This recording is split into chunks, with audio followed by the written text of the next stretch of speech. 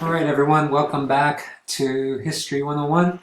This week we're looking at the transatlantic trade, and it's going to be like the other lessons where a little bit discussion, or sorry, a little bit lecture, a little bit of discussion, looking at examples from the textbook, which is what we would have done in the classroom. So this one I titled The Middle Passage, and some of you might be familiar with the term. Others might not, but this definitely refers to the transportation of African people to the Americas, and we'll try to highlight some of the things that they went through, and understand that the slave trade was probably one of the most horrific moments in world history, and the impact that it had was definitely universal, and it still impacts us today. And I'm going to address some of those issues in this lecture. So again, that's the importance of history, that these things are still with us, and still shape the way we look at other human beings, unfortunately. So let's begin. First off, let me, like I always say in class, right? Everything starts with the Middle Ages, or everything goes back to the Middle Ages. But I want to start with La Reconquista. If you all remember, that was during the that kind of 700-year period of on again, off again type of war conflict between people in Spain. I don't want to say Muslims against Spaniards, because it wasn't that type of war, but that's the way it's typically presented. But this kind of shapes the mentality of how Europeans begin to see themselves. I noted this with the Crusades, right? It becomes an us versus them. And the La Reconquista definitely adds to that, particularly as they move west into the Americas. So La Reconquista played a very important role, because after 1492, you have all these warriors who have just kind of come out of this 700-year conflict and are still seeking those kind of they still have that kind of war mentality. They still seek land and fortune, and a place that really has no more land to give, in Spain. So you have all this kind of disinherited or just landless people who were part of these conflicts and have nowhere to fight anymore, because Spain has been divvied up amongst the nobility. But many of these men still have that kind of mentality. Imagine living 700 years of war. What does that do to your psyche? So even though we're in 1492, La Reconquista's, I guess, technically over, you still have that kind of medieval mentality of knights, and pushing down the Muslims out of Spain into Africa and wanting some land. So that concept of chivalry and adventure is still there.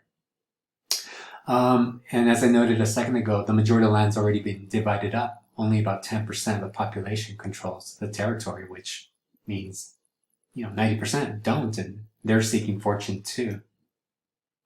Another thing that's happening at the same time in 1492, give or take, right, during the Renaissance, you have mercantile capitalism developing. Remember that serfdom is on its way out in Europe. People are seeking fortune. The Crusades kind of opened up a lot of economic trade. And the New World offers an opportunity not to discover land or people, but really to make money. At the end of the day, and hopefully you read in the book, that triangular trade system created economic opportunities for many different people. So when you're told that these people were from Europe were coming to the Americas seeking adventure, there's some elements of truth to that, but they were also there to make money. And much of it had to do because these trips were being financed by different groups of people. A person like Columbus was financed by the crown. So yes, we'll let you go explore, and go find yourself over there in the Americas, but at the end of the day, these people who financed the trip expected a return. And one of the best examples that we have is the Spanish crown. They expected a 20% return, which was called a quinto. A quinto means a fifth. So if whatever was discovered or whatever revenue came in, the crown was going to get its fair share of all this. So all these things are working together to kind of create opportunities for many of these Europeans. And remember that the Reconquista and the Crusades did create this concept of us versus them. So at this moment, it's not quite racial, but you begin to see those elements of creating concepts of race around the period of the Renaissance. As I've noted in class, prior to the Renaissance, there was no concept of race, at least not the way we understand it. It's really during the Renaissance where these concepts are created. And as I stated, people have always hated each other for different reasons. During the Middle Ages, it was more religious. By the 1400s, 1500s, you begin to establish this concept of race, and I'll address that as we move forward too. So how does race get constructed? Well, a lot of times historians are maybe not historians, but people get caught up in Columbus, and we kind of put the blame on him, and definitely he helped jumpstart all these kind of conflicts. As the book kind of talks about some of the examples, when he meets the native people of the Americas, for our purposes, we're going to use them as a symbol. He's definitely this kind of before and after situation where he is the starting point where we begin to see the concept of race form. And it's just not denoting skin tone, but it's also addressing this idea that because of your skin tone, you're different. And in this example, you are inferior from Europeans. So during La Reconquista, the Spanish developed this concept called the Cristiano Viejo. The Cristiano Viejo embodies this notion of old Christian who are fighting for what they see as rightfully theirs, which is Spain at this time. And technically, during La Reconquista, nobody owned Spain. And even the term Reconquista is very problematic because it assumes that somebody owned it, somebody came in and took it away, hence the Muslims, and now they're going to get it back. And again, that term is so problematic because nobody owned anything. This is all land that people are conquering left and right. So in that process, 700-year process, Spanish people begin to develop this concept of we are the landowners of this place, and we're going to take it back because our ancestors have been fighting for it for 700 years. Hence the concept of Cristiano Viejo, which means old Christian, right? Other people have fought for it. We're just continuing that legacy. In addition, as Spain was going through La Reconquista, you have women, you have families who are moving into these new conquered territories, and they develop these different identities. La mujer villana means basically a village woman. As they're taking over land, the women kind of stay behind, take care of the homestead, if you will, as their husbands, the caballero villano, their husbands, go into this frontier and, again, push the Muslims back. So it's a woman's responsibility to take care of their household while her husband fights the from their perspective, the infidels, right? The Muslim people. Now, this will become important when I talk about gender and race formation and the way it impacts colored bodies in the 1500s. So as La Reconquista begins to take off, you begin to see this formation of race. There's no one day where this concept was created. It's more of a process. But it's created to limit certain human bodies from benefiting from a system that was established for one particular group. So this hierarchy, which we probably know fairly well, is kind of created in this era. And you see it in the terminology that they begin to use, and I'll give you some examples, particularly when they conquer Mexico, using words like moriscos and mestizos and so forth. It creates this system where skin tone defines your status in society. Now understand too that it's not just kind of addressing different body types, but it's also tied to capitalism. As the book kind of noted, that different bodies did different labor in the Americas. So as this concept of race is being developed, it's also being tied to different human bodies. And in the Americas, we begin to see the importation of African peoples in Mexico, Caribbean, Brazil, to do most of the labor. And it's a horrific history of what happens to these people, but understand that people were making money off this. So capitalism didn't create racism, but it definitely didn't help it either. It all kind of snowballed, and they both kind of worked hand in hand. And again, it's not an evil plan, it's just that people were trying to make money off other human beings. I'll be talking about Mexico, and then after that, I'll talk about Europe and Africa, of how, again, race is being shaped by these events. I want to start off with the conquest of Mexico. As you saw with the reading, Cortez talks about Mexico in a very kind of grandiose way, and he's quite surprised that they were so well organized, and compares it to the city of Valencia. And we do see, Mexico City is probably one of the biggest cities in the world, where it has about 250,000 people living there. And it's actually a really, really clean city, beautiful city compared to European cities. It's actually shaped in a very perpendicular model where economic commerce just flourishes in that town. And, they have city cleanup, they have flowers everywhere, city smells clean, and again, very well decorated. And if you look at Europe is, the hush posh of, winding roads and just a bit of a mess over there.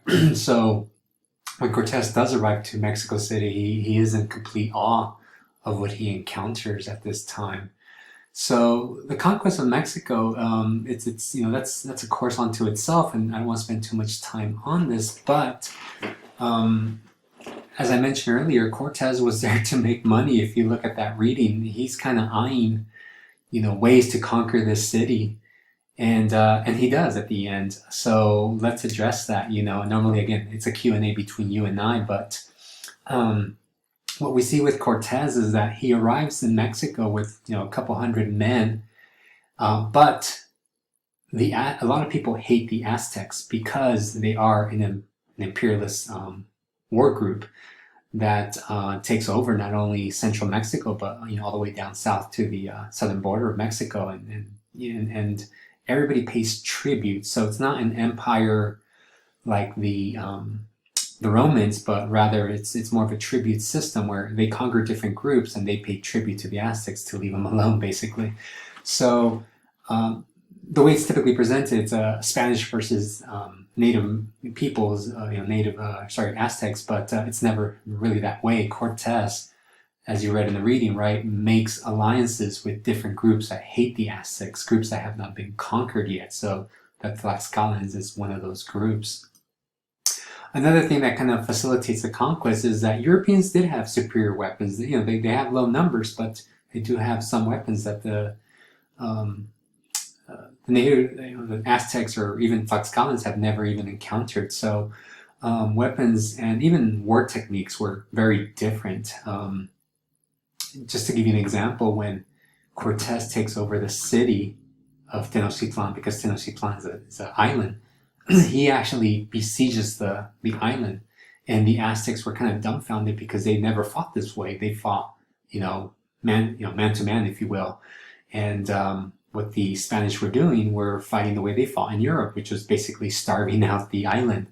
And once smallpox began to hit, it just devastated the island, and it made it easy for Cortez to use his boats and go up there, up the waterways that the Aztecs created, and take over the city.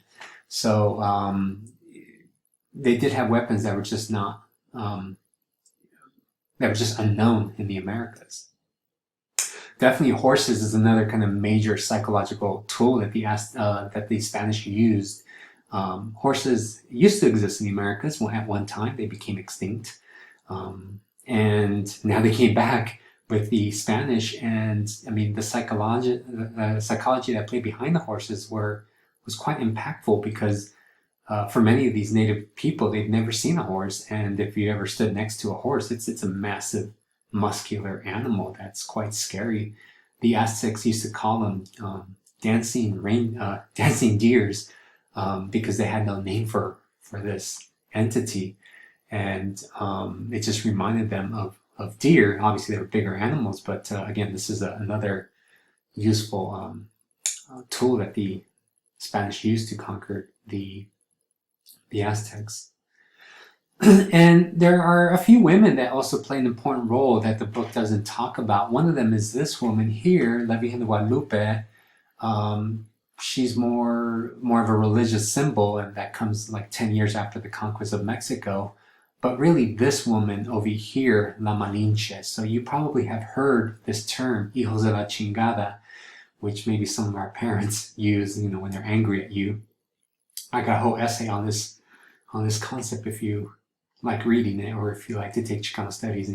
It's we talk about this essay called Hijos de la Chingada that was written by Octavio Paz.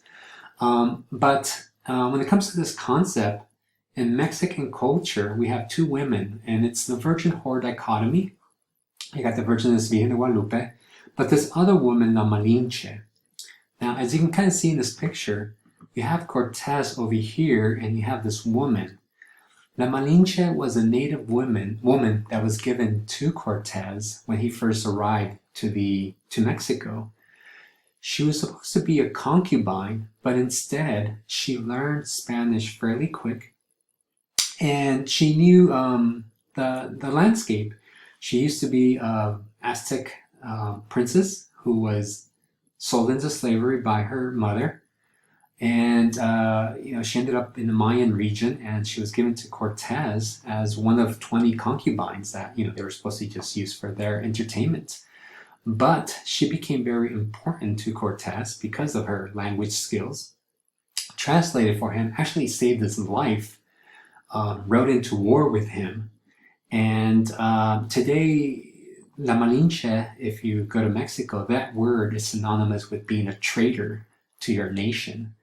And a lot of historians have challenged that perspective because there is no concept of nation at that time, so she can't be a traitor to something that doesn't exist.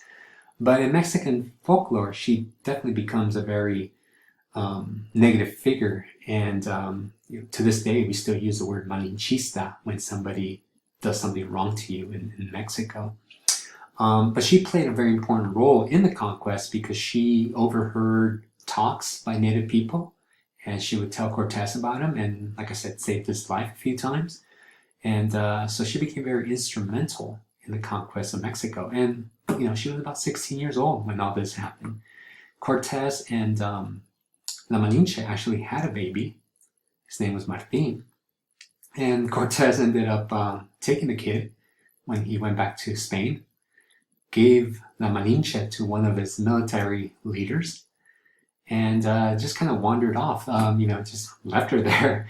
And she ends up dying at the age of, I can't remember, 24 or 26 of smallpox.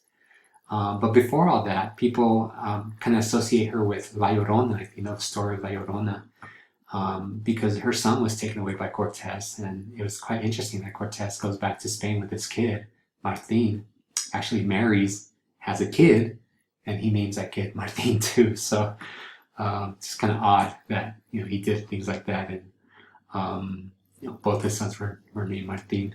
But anyways, La Malinche played a very important role in the conquest of Mexico. La Virgen de Guadalupe, she becomes the symbolic mother to many Mexicanos. So as you can kind of see in this image up here, she is a religious deity, but that many people say resembles, the Mary, the mother of Jesus. But if you notice, La Virgen de Guadalupe, she's dark. And you also see this kind of sun ray behind her. So a lot of people kind of talk about her more as a fusion of Catholic belief and indigenous belief. She's supposed to also symbolize and represent the sun goddess Tonantzin, who was a goddess of the Aztecs. And she appeared in the same place that Tonantzin was supposed to kind of reside in. So when we look at Mexican Catholicism and Latin American Catholicism, a lot of times it's a mixture of multiple cultures and not just one. So in Mexico, we have two women that play an important role. One is La Virgen, who everybody kind of prays to, and the other one is our mother, La Malinche, right? We're, as Mexicanos, we say we're hijos de la chingada because our our father basically violated our mother, and we are the product of that conquest, we as Mexicanos. So these are the two kind of major figures, female figures in Mexican culture. But again, La Malinche played a very important role. She's a real entity, and she played a very important role in the conquest of Mexico. And then the last is the, what helped kind of bring the Aztec Empire down is not so much that Europeans were superior. They just had diseases that native people were not immune to, and smallpox devastated the local population. It is noted that about 30 to 40% of the population perished, and it was happening during the conquest. So people were getting sick, and these were diseases that the Europeans brought over, caused some form of biological warfare, and the Aztecs just started dwindling in numbers. One of their leaders, after Montezuma passed away, ended up dying of smallpox, and the person left to rule was Cuauhtemoc. Cuauhtemoc was the last Aztec emperor at this time. Now we're looking at Africa. We're looking at the other end. So we talked about Europe. They went to the Americas. They conquered it.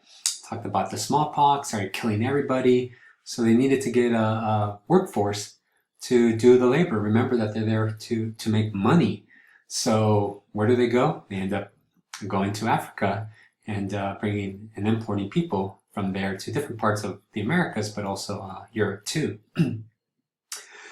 So one kind of major argument that people make, well, is this argument, and it's always problematic because if you ever go to like a white nationalist webpage or something, they say, African people enslaved their own people.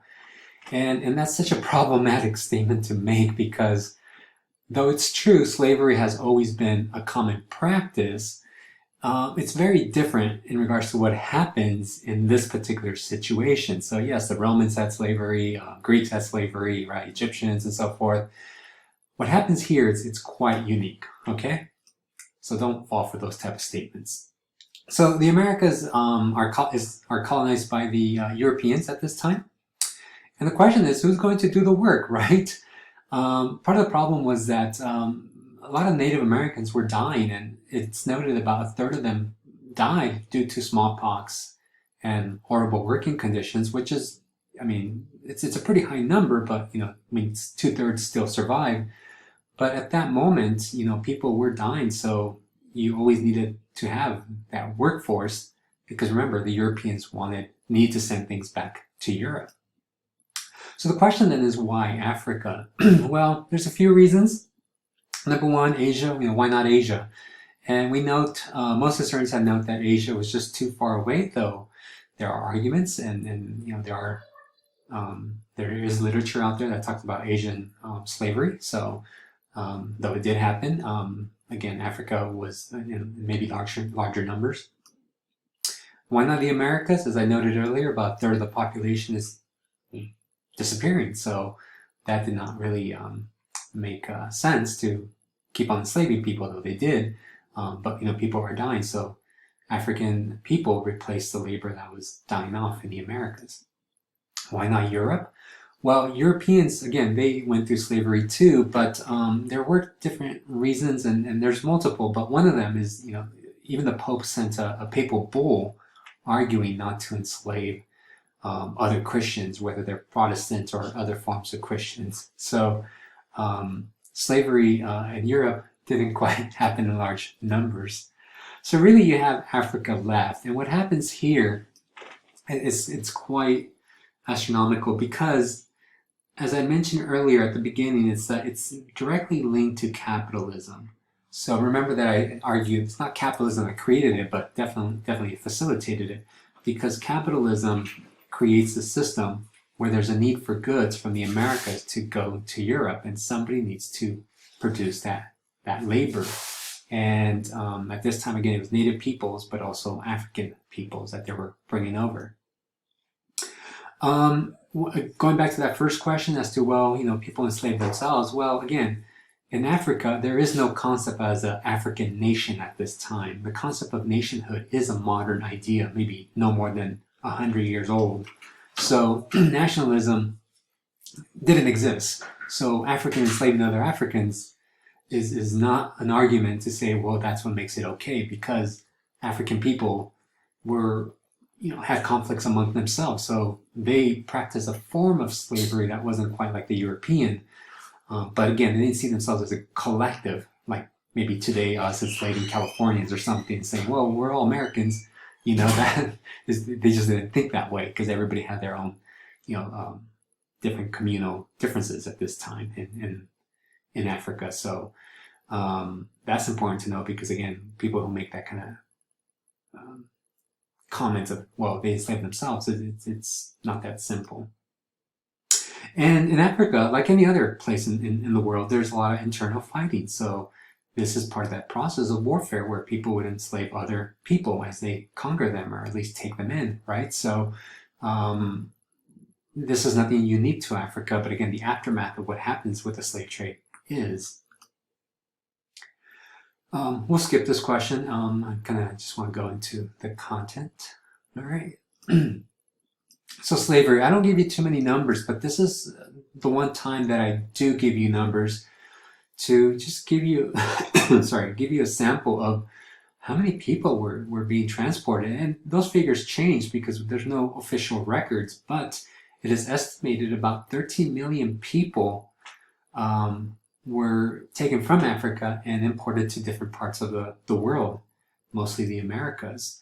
So numbers vary, everything from 11 million to about 15 million. So that's why we say 13 million being a good middle ground. But again, nevertheless, it's a lot of people who were being enslaved at this time. The major periods, as you can see, 1440, it's before the Americas are found, but Portuguese and Spanish people were going into Africa in the 1440s, 50s, 60s, and 70s, and taking people and bringing them back to the mainland, to Europe. And it continues all the way up to the 1860s. The major periods were between 1650 and 1850, and between 1700 to 1809, in the early 1800s is when the United States stops the importation of slaves. About 2/3 of them came from West Africa.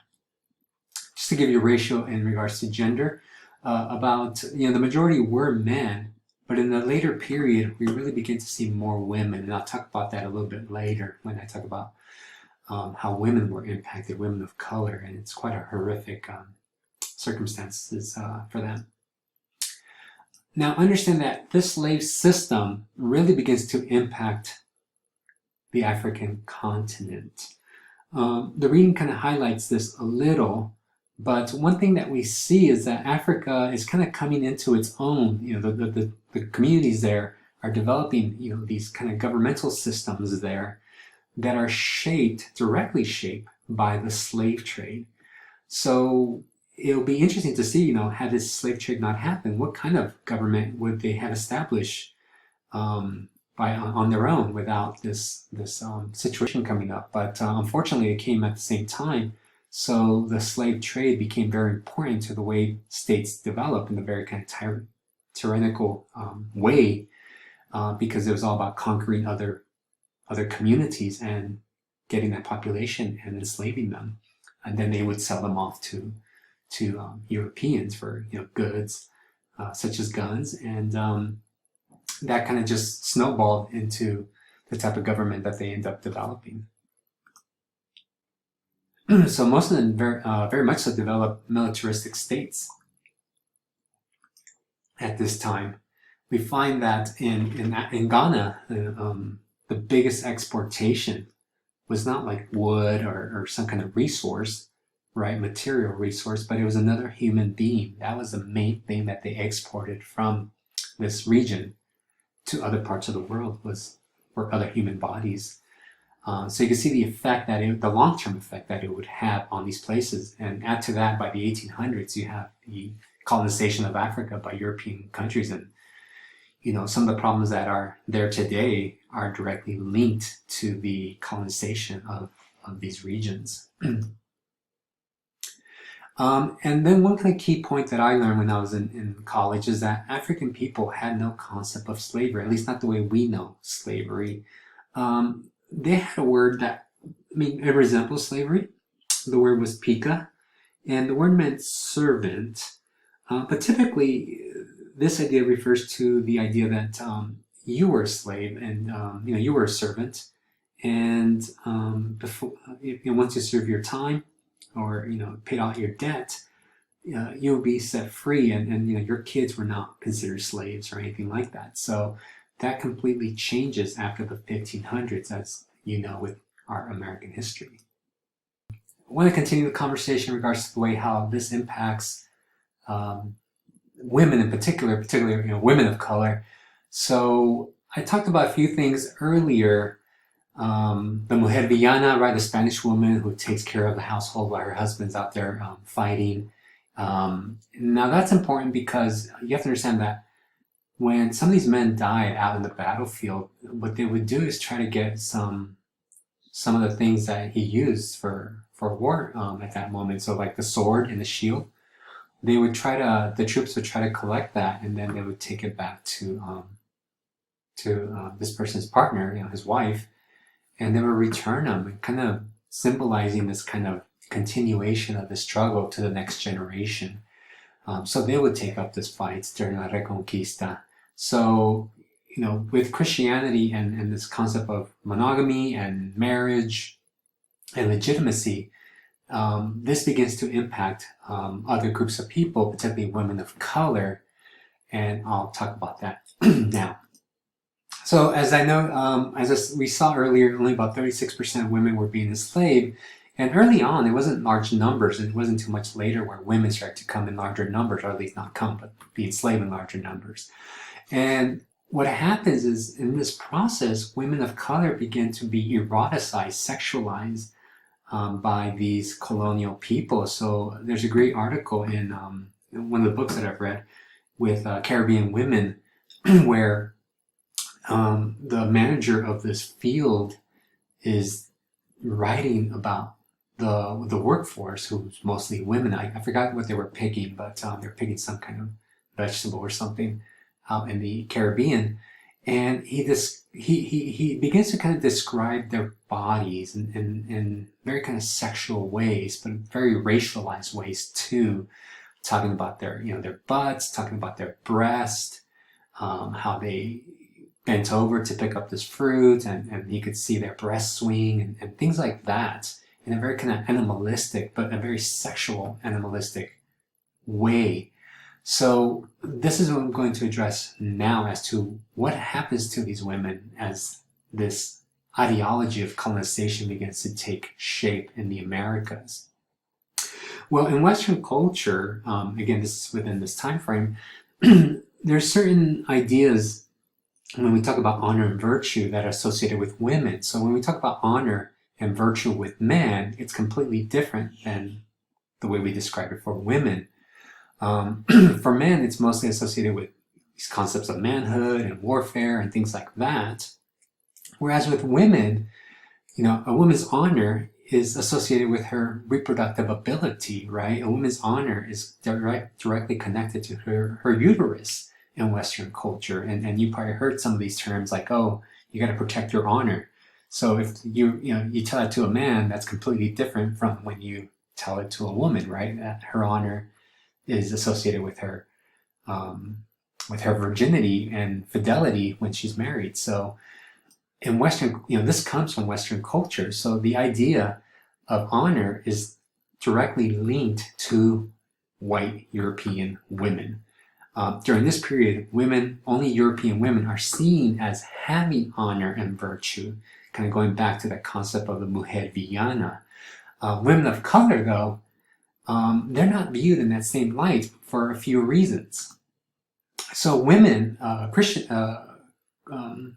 European women, are viewed as honorable because of that Christian faith that kind of ties them all together.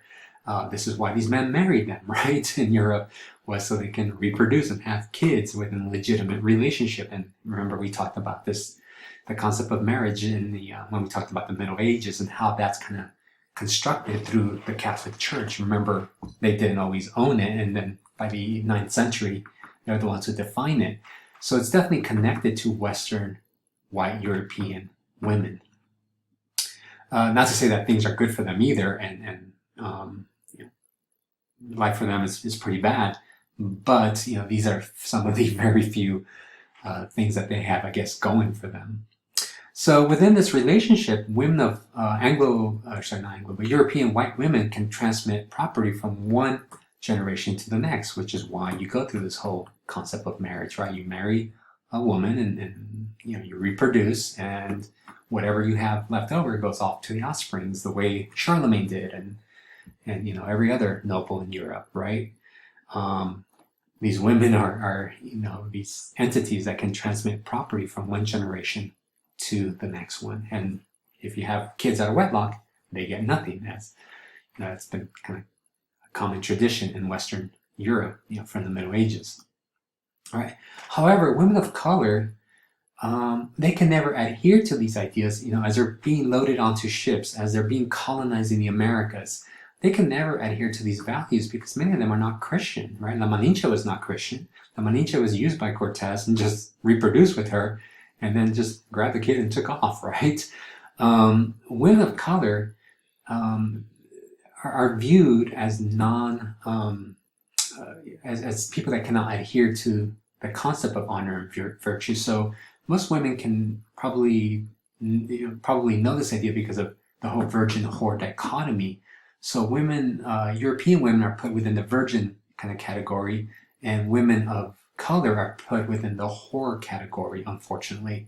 And again, these ideas still kind of shape us today. So women of color during this period are viewed as objects. There's a great article by this author called Antonia Castañeda that looks at the rape of Native American women in California. And as these women are getting raped, they're also being converted into Christians, and they don't quite comprehend why they're being raped when they're being told don't have sex. And these women, in California, as they're being raped, try to comprehend what is happening to their lives with this new religion that's being introduced to them. This historian does a great analysis to kind of showcase as to how women of color are often sexualized in particular ways. And that's what happens, is that you have all these men in California, these Spanish men and mestizo men and so forth, who are living in this kind of frontier region, and they feel like they can do whatever they want to women of color because this is part of that kind of conquest mentality. Not only do you take, somebody's cow, somebody's land, but you also take their women. They're part of this conquest, right? So why they do this is because, yes, they want to be with these women, but also it's a way to castrate the men, right? To emasculate them, their enemies. And this is very much so a Western idea. Many of these Native American women had no concept of rape. So rape is a very Western tradition, if you will, which tells you, right? A lot of times people say, well, everybody rapes. Not necessarily. This is something that comes from a rooted ideology that's based on Western culture. These Native Americans, as they're being raped, they had no idea what was happening or why this was happening to them. They didn't even have a system to deal with it. So it was so foreign to them at this time. So during this whole kind of concept of conquest, these women are essentially viewed as capital, right? It's just property. So when you do rape them, they produce a child, and particularly in the American South, right, when many of these women are raped, these enslaved women that are raped, they're actually producing as slaves, right? As the United States begins to form as a nation, we begin to see how women of color who are raped, particularly African American women who are raped, the status of the child follows the status of the mother, which is almost unheard of, right? In Western culture, we always go through male lines. This is one of the few exceptions where we start going through female lines. And it tells you something about how racialized bodies are viewed at this time. And again, this is the ideological concept. So basically what happens is that you legitimize the rape of women of color in Western culture because of what's happening with the slave trade. So you can see how the slave trade impacts multiple people in different ways. And in this example, it impacts women to the point that we still see these ideas of colored bodies sexualized. If you ever look at Latina bodies, they're sexualized in a particular way. Somebody like Sofia Vergara, if you ever watched that show, Modern Family, you have a white woman in that show, you have a Latina woman, and the white woman's very professional, right, the mother kind of character and so forth. But Sofia Vergara is represented as the kind of whore, right? So there you see a great example of the virgin whore dichotomy, where Sofia Vergara is, very sexualized. Her boobs are always popping out, and her dresses are very short, and she's very, kind of hot to trot kind of stereotype. This tends to be a very common, stereotype for women of color. So we see it with African American women, with Asian women, the whole geisha kind of stereotype. And then again, we're not just saying that white women don't go through this either, but they go through a different way, whereas Latina women and African American women are always over-sexualized. Anglo-American women are sexualized in a different way. And a lot of it has to do with this particular ideology. So we left off looking at how women were impacted by this mid-Atlantic trade system. And now I'm going to talk about the way people were, I guess in general, were impacted. So as African people began to be brought into the Americas, they began to create a hierarchy for them. And part of it's based on value, of the individual. So they create a hierarchy where what they would label as a Creole, you probably heard the term, it's still used in certain parts of the United States, was worth more than a person, than what they would label a New African. A Creole was somebody who was born here, and he had more value because a Creole essentially accepted his position as a slave and wouldn't rebel against you, and more likely also not die due to diseases and conditions in the American South, the Caribbean. Below him was what they would call the Old African. The Old African was somebody who came at maybe a young age, but had more or less acculturated into the system of slavery, and again, would probably not rebel. And then at the bottom of that hierarchy was the New African. And the New African was one that was, if you will, kind of fresh off the boat, recently arrived, and he had the less value. The Creole would be more expensive to purchase than a New African. And the question is, why, right? Well, these different areas implemented a system called seasoning. And as the word kind of implies, when you season something, like say a piece of steak, right, you make it better. And what they were trying to do is break certain habits of the slaves. So they implemented this idea of seasoning. And the reason why is, number one, you can get more money, right? A slave that doesn't run away or fight back, uprises, it's going to be worth more. You kind of break the old habits that they have. And, again, if you have a Creole who knows that they're a slave and know how to do the labor in this new plantation system, then, again, they're going to produce more work for you. They adapt to the environment. As I said, they more likely will not die. So that's a positive. With a New African, you're taking a risk. I mean, think of it almost like breaking in a horse, right? I know it's twisted, but that is that idea that's happening here. And then lastly, why they seasoned these people was because it was a psychological acceptance, right? Where the Creole accepted that he would be a slave for the rest of his life, whereas the New African might not. So it's a way to break down a human being to accept that the rest of his life he will be a slave. And so slavery, and you could take U.S. history or other courses to kind of dig deeper into these subjects. But I do want to highlight that yes, it does exist, and it did exist, and there was a horrible situation. We find that African and African American people survived, right, or even Native people survived, and their culture kind of lived on in different ways. They had to adapt to the situation that they were in, and I think it was a great thing because we do find examples of African people jumping off boats, right, or fighting back. Haiti is one of the best examples with African slaves actually fighting back against horrible conditions. The video from YouTube that I presented does talk about how some people jumped off certain boats so they wouldn't be slaves when they arrived to the Americas. But again, it didn't have to end in death. Some of them just fought back and tried to get their freedom, if you will. We find that many of them developed, created a new culture in the Americas. And, there's a legacy to that because without African and African Americans, we would not have things like rock and roll, right? Things that Americans have appropriated into their culture, but it comes from African and African American culture.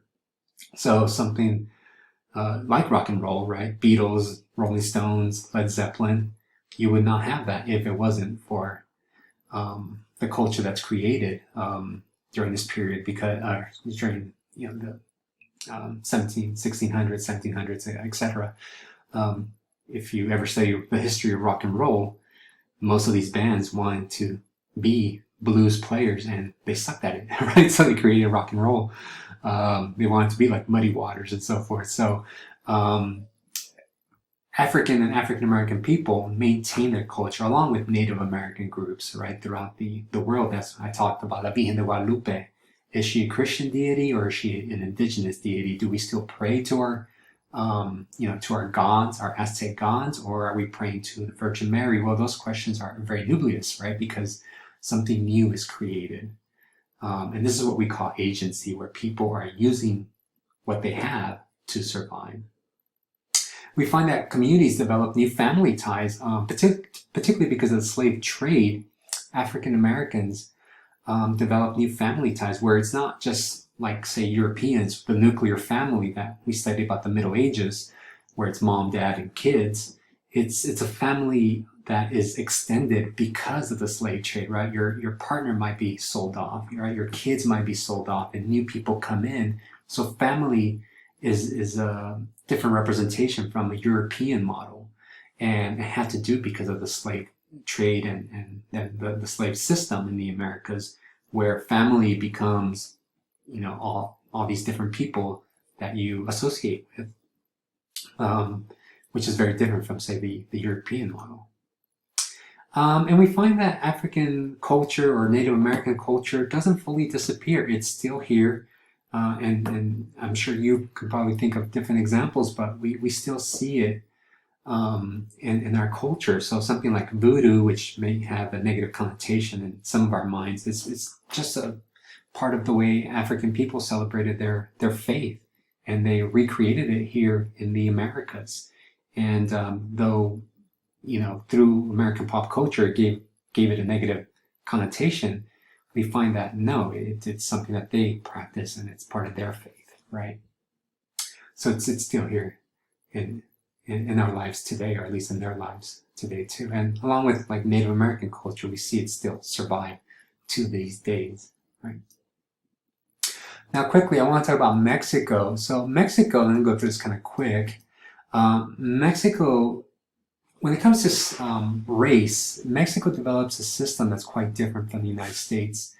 In the United States, you really have only two major racial categories. You're either white or you're black. If you ever taken History 103, you learn that, to be considered black in the United States, you needed 132 blood in you. So it's what they call the one drop theory. So if you have one drop of African blood, African or African American blood in you, you were considered black, which mathematically that makes no sense, right? Because 32 of you is white. But in America, we have very kind of strict racial systems. There's a funny story in the 1980s where this white woman in New Orleans sues the state because her birth certificate indicated that she was black. So she grew up her entire life believing that she was white and she looked white, right? But one day she looked at her birth certificate and she actually took it to court to change that classification on that piece of paper. Which is interesting because for most of us, we probably wouldn't care, right? Most of us would go, wow, I'm black. Interesting. But for this woman, it was so important to not be classified as black that she went to the court and tried to get that designation off. She ended up losing the case, but again, this is 1980s, not too long ago. She was disturbed by that classification. I myself, when I look at my birth certificate, my parents who are Mexican, and if you look at my mom, she's very indigenous, she's actually classified as Caucasian. And, race is a very nubious thing. So in Mexico, unlike the United States, who has really two racial categories, and obviously we create more as time kind of goes by. In Mexico, they had about 16 or I can't remember, somewhere in the 20s, because every time they mix, they would create a new category for those people. Now, that's not to say that Mexico is any better because it's still very racist. But in Mexico, at the very least, they have many different categories. And it's a system that was established to limit mobility of certain peoples, but eventually it gets too complicated that it just destroys itself. Partly because they did allow interracial mixing, whereas in the United States, they try to limit it as much as possible. So as you can kind of see up top, you have your purebloods, those who were born in Spain and saw themselves as pure white, even though they have a lot of Moorish blood because of the Moorish conquest during, those 700 years of La Reconquista and so forth. But nevertheless, they almost out of thin air created this notion that they were white. Below them, you have the Criollo. And these are people who parents might have been from Spain, but they were born here in a colony. Then you have your mestizos. Mestizos were mixed, kind of like Cortez and La Malinche, I guess half and half, if you will. Below that, you have castizos, or actually above that, you have castizos. So a mestizo who mixes with one of these makes a castizo. And as you can kind of see, as you get what they would call darker blood, you get lower in this kind of hierarchy, right? Mulatto, and you can see the words begin to change. Mulatto means mule, and there you begin to see like African blood. And you see some of these, what they call castas. Castas, it's C-A-S-T-A. These were pictures that were throughout Mexico that told you who you were. You basically try to match your skin tone to these pictures and poof, there you are, right? You're some of these categories. Morisco, this is the word that they use to describe the Moors as they're reconquering them. And that's what that meant. So a Morisco would actually be above a mulatto because they have less dark blood, if you will. And those are the good categories. So as we kind of keep on, I'm not giving them all, I'm just going to give you a sample of them. But as you can kind of see, it gets kind of more and more complicated.